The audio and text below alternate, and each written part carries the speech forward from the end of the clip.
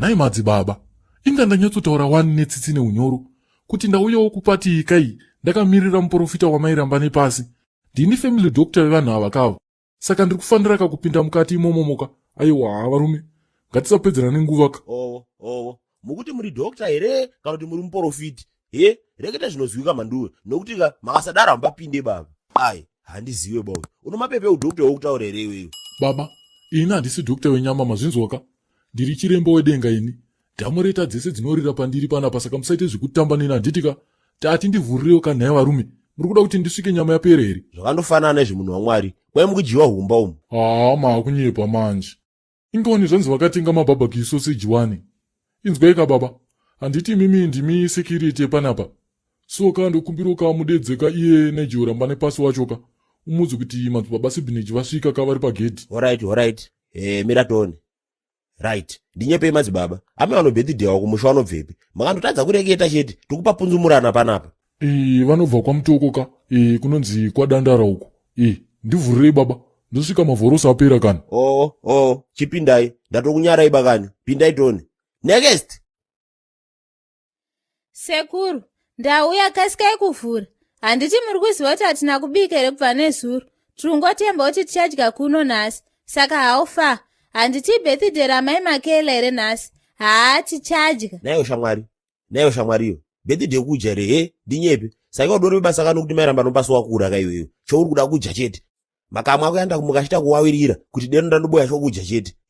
Uri munhu waiweyo Bridget. Munhu wechisikana here warume. Imi sekuru imi. Musabva maitonge mukadzi wenyu ndiane pati handitka. Zivai kuti vanhu ava ihama dzangu zvekutodaro chaizvo.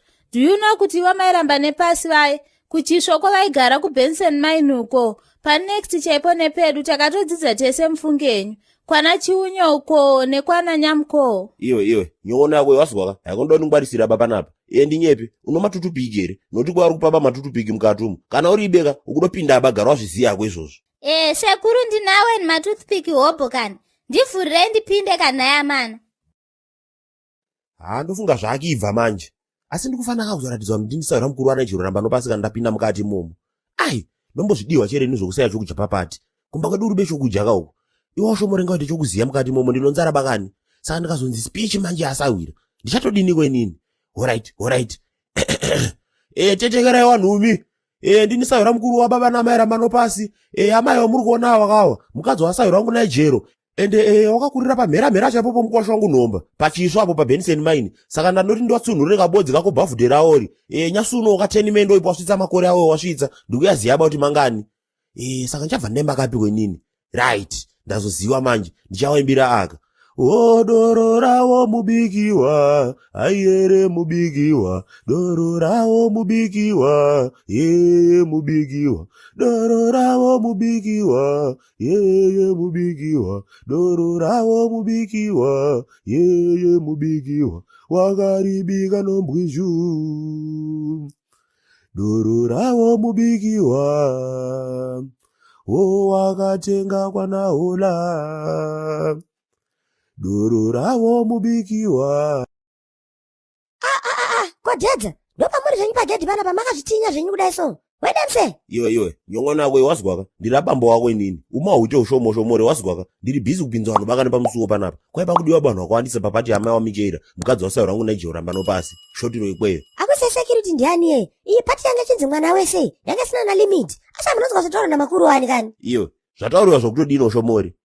Dedi, handizanzi nemukuru mwana wese ari invited. Hanzi shamwari dzavo dzese dzekunotonikwa vanotyora dzadziri invited. Netimuresere kuchiswa kwanyu kuna namutoko. Ratodyawo mukati umu. Mamodzina nimite security dedza emimi. Neamana. Iwe, ndatoti ndiuye kamugedhi kuno kundite security. Wano mugare wemuno mundowaziya bakani. Wano munotoni. Wanoda zvinhu bakani. Tijiwe zvedu umba titadze kuguta manje. Kare kako shomori. Kudya chiine dedi. Handichatodya kare here. Indatodya 7 plates dzerice nechicken ini. Ndatofunga kuti makadhakwa nekatembeya mukabva marara kaini. Saka muna kudya here dedi. Iwe, usanyepe zvakadaro baiwe. Wanhu watodya? Kudya security iripo bero warume. Chinge wanhu vane zvivindi naiwe. Tatodya kudhara izvo. Tanotenda kuphotoshoot. Lunch yasopera kuradharadha dedi. Chachasara chikafu tatukanira mugido yanga iri mukati momomo. Warume soka. Kwe murora wamai waMakela amai Blessing Dandara. Wadireko kudaro nemo warume. Chinge kwatosha ndinyeponi kana zvaibva. Warume soka. Happy birthday wakadzi wasaira wangu naJehu Rambanepasi. Mwara wenemo warume nokuninyima nyama yohumba. Amaiwo! Mwanasikana kana uchifamba so unoita kunge iwe une mabayo